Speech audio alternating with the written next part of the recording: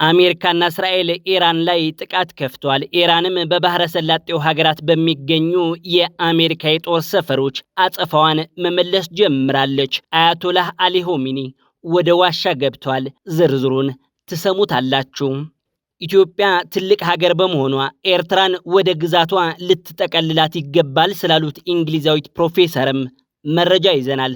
የምታደምጡት ይሆናል።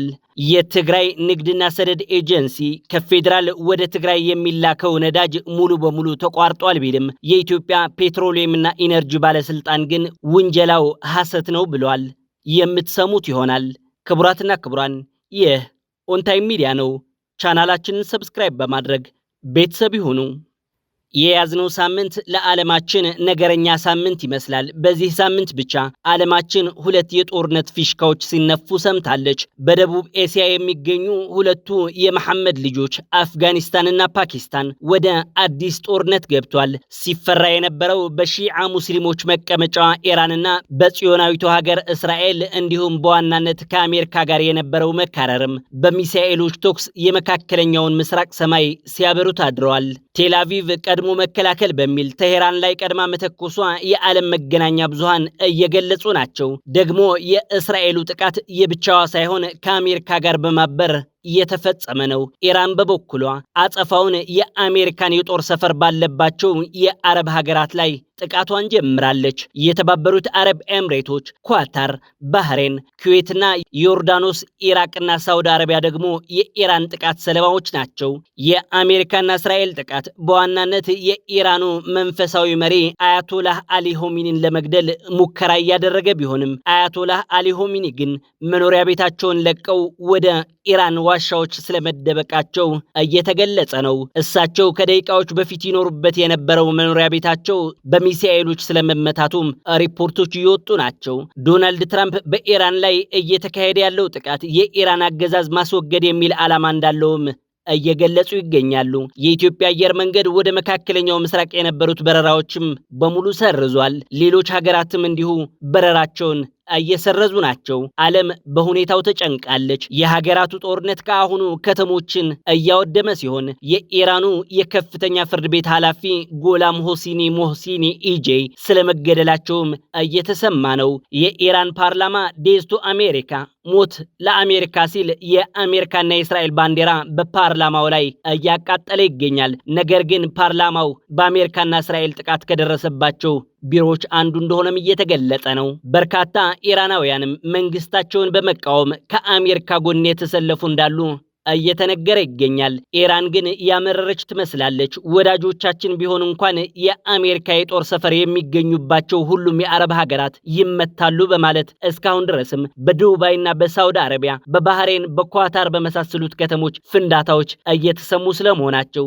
እየተገለጸ ይገኛል። የአረብ ሊግና የገልፍ ሀገራት ድርጊቱን እያወገዙት ይገኛሉ። የኢራን መገናኛ ብዙሃን ደግሞ በርካታ የኢራን ሚሳኤሎች ወደ አሜሪካዋ ግዙፍ መርከብ ማለትም ወደ አብርሃም ሊንከን መርከብ እየተተኮሰ ስለመሆኑ እየገለጹ ናቸው። የሁቲ አማጽያን ደግሞ የእንጀራ እናታቸውን ኢራንን ለማገዝ በቀይ ባህር በሚያልፉ የንግድ መርከቦች ላይ የሚያደርሱት ጥቃት ዳግም እንደሚጀምሩ እያስታወቁ ናቸው። የአፍሪካንና የመካከለኛው ምስራቅ የፖለቲካና የሰላምና ጸጥታ ጉዳዮች ተንታኝ የሆኑት ፕሮፌሰር መሐረት አደለማሩ በዚህ አካባቢ የተጀመረው ጦርነት የዓለምን የንግድ መስመር የሚረብሽ በመሆኑ በዓለም ኢኮኖሚ ላይ ከፍተኛ ጫና የሚያመጣ ነው በማለት የጉዳዩ አሳሳቢነት ገልጿል። በኢራን ላይ በአሜሪካና እስራኤል በጋራ የተከፈተውን ጥቃት ሩሲያ ያወገዘችው ስትሆን የቻይና መከላከያ ሚኒስትር ደግሞ አሜሪካን በጸብጫሪነት ከሷል። አሜሪካ በ240 ዕድሜዋ ሙሉ በጦርነት ነው የኖረችው። ጦርነት ሳትከፍት የኖረችባቸው ዓመታት ለ16 ዓመታት ብቻ ነበሩ በማለትም አሜሪካ የጦርነት ሱስ አለባት በማለት አውግዟል። የአሜሪካ ወደዚህ ጦርነት መግባት በሪፐብሊካኑ ድጋፍ ሲያገኝ የዴሞክራት ሰዎች ግን እየተቃወሙት ይገኛሉ። የፈረንሳዩ ፕሬዝዳንት ኤማኑኤል ማክሮን የጦርነቱ መጀመር ለዓለም እጅግ አሳሳቢ መሆኑ ገልጸው ሀገራቸው በመካከለኛው ምስራቅ ላሉ ወዳጆቻችን ስንል አስፈላጊው ነገር እናደርጋለን ብለዋል። እንደነ ሸትል ትሮምቨል የመሳሰሉ ተንታኞች ደግሞ የዚህ ጦርነት መጀመር በአፍሪካ ቀንድ እየተፈራ ያለው የኢትዮጵያ ትግራይ ኤርትራ ጦርነት እንዳያስጀምር የሚል ስጋታቸው እየገለጹ ይገኛሉ። የዓለም የዲፕሎማሲ ቋንቋ የሉዓላዊነት ትርጉም እየተዛነፈ ይመስላል። ዓለም አቀፍ ሕጎች እየተረገጡ ናቸው። ዓለማችን ከድርድር ይልቅ በፈርጣማ ክንድ ማመን ከጀመረችም ሰነባብታለች። ኃይል ያለው ፍላጎቱን ማሳካት ይችላል የሚል ነገር ወደፊት እየመጣ ይመስላል። ለዚህ ምክንያት የሆነን አንድ ጽሑፍ ደግሞ እንንገራችሁ።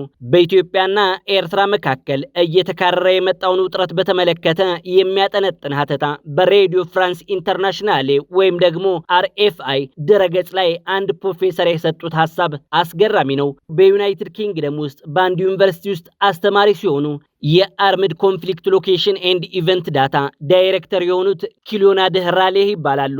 እሳቸው ስለ ኢትዮጵያና ኤርትራ በባህር በር ምክንያት የደረሱበት ውጥረት በተመለከተ ሲጠየቁ እንዲህ ነበር ያሉት። ኢትዮጵያ ከኤርትራ እጅግ በጣም ትልቅ ሀገር ናት። ኢትዮጵያ ሁሉም የማለት መብት አላት። 120 ሚሊዮን ሕዝብ አለን። የባህር በር ያስፈልገናል ማለታቸውም ልክ ነው። ኤርትራ ደግሞ እጅግ ጥቂት ሕዝብ ያላት፣ ደግሞም በአዛውንት አምባገነን ነው የምትመራው። የኢሳያስ አፈወርቂ አገዛዝ ሕዝቡ የሚፈልገው አይደለም። እናም አዲስ አበባ ኤርትራን ወደ ግዛቷ መጠቅለል አለባት።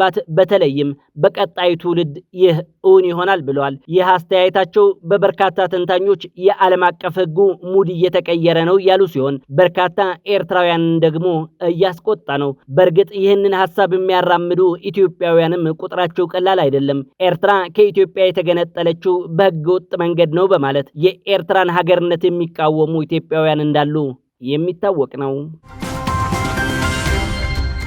የትግራይ ንግድና ሰደድ ኤጀንሲ ባለፉት ቀናት ትግራይ ከፌዴራል መንግስቱ የሚመጣላት የነዳጅ አቅርቦት ባለፉት ሳምንታት ሙሉ በሙሉ መቋረጡን ይፋ አድርጎ ነበር።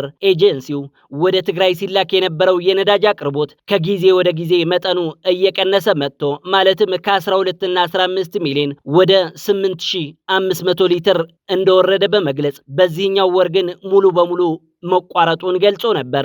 ይህ በግልጽ ደብዳቤ ቅሬታውን ለፌዴራል መንግስት ማቅረቡም የሚታወስ ነው። ይህ ቅሬታ ግን ከፌዴራል መንግስቱ ተቀባይነት የሌለው የሚል ምላሽ እንዳገኘ ሪፖርተር አስነብቧል። የኢትዮጵያ የፔትሮሊየምና ኢነርጂ ባለስልጣን ዋና ዳይሬክተር ዶክተር ደስታው ሞካንንት የነዳጅ ስርጭቱ ወደ ሁሉም የሀገሪቱ ክፍል እየተሰራጨ ነው፣ ውንጀላውም ሐሰት ነው ብለውታል። በትግራይ ባለው የነዳጅ እጥረት ምክንያት ግን ሆስፒታሎችን ጨምሮ በርካታ አገልግሎት ሰጪ ተቋማት ስራ መስራት እንዳልቻሉ እየተገለጸ ይገኛል። ክቡራትና ክቡራን ይህ ኦንታይም ሚዲያ ነው። መሰል ዜናዎችና ትንታኔዎች ለማዳመጥ ቻናላችንን ሰብስክራይብ ያድርጉ። ሰላም ለሰው ልጆች በሙሉ።